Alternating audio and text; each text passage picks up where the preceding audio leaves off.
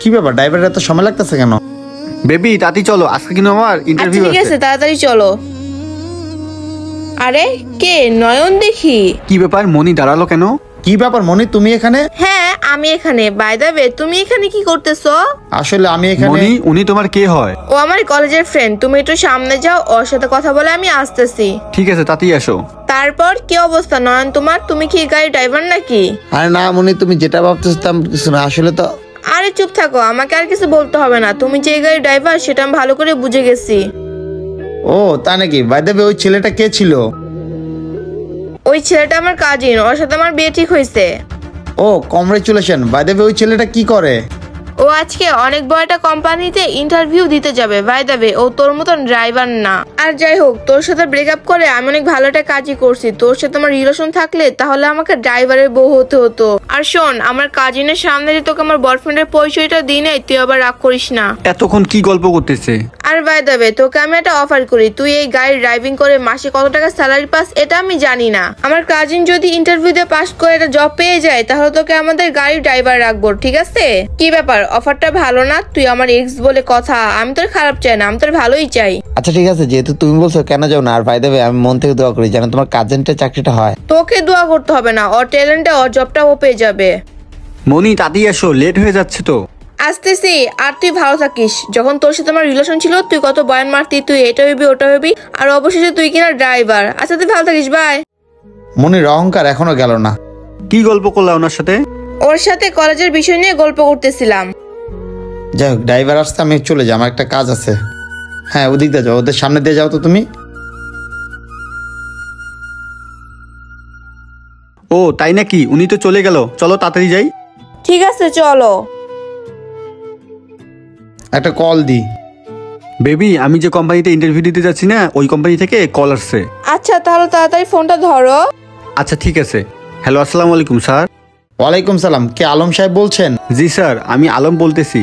আচ্ছা, আপনি আজকে যেখানে ইন্টারভিউ দেওয়ার কথা ছিল সেই ইন্টারভিউটা হয়ে গেছে, তো আপনাকে এখানে আর কষ্ট করে আসা দরকার নাই, আমাদের এখানে লোক নেওয়া হয়ে গেছে। কি বলতেছেন স্যার? এখনো ইন্টারভিউ শেষ? এখনো তো 5 মিনিট বাকি আছে।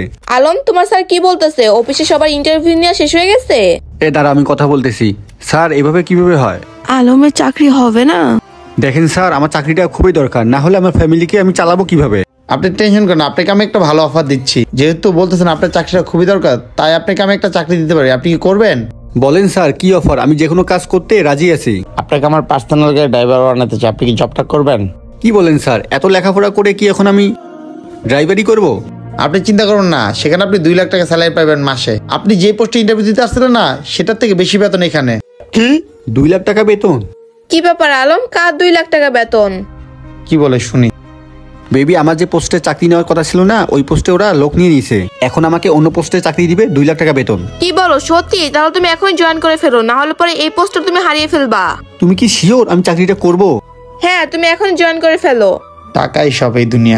আচ্ছা ঠিক আছে স্যার, তাহলে আমি কবে থেকে জয়েন করব? আচ্ছা ঠিক আছে, তাহলে আপনি কালকে তো জয়েন করেন, আর আপনার বায়োডাটা নিয়ে আসেন। আচ্ছা ঠিক আছে স্যার। আচ্ছা রাখি। আসসালামু আলাইকুম স্যার। ওয়ালাইকুম আসসালাম।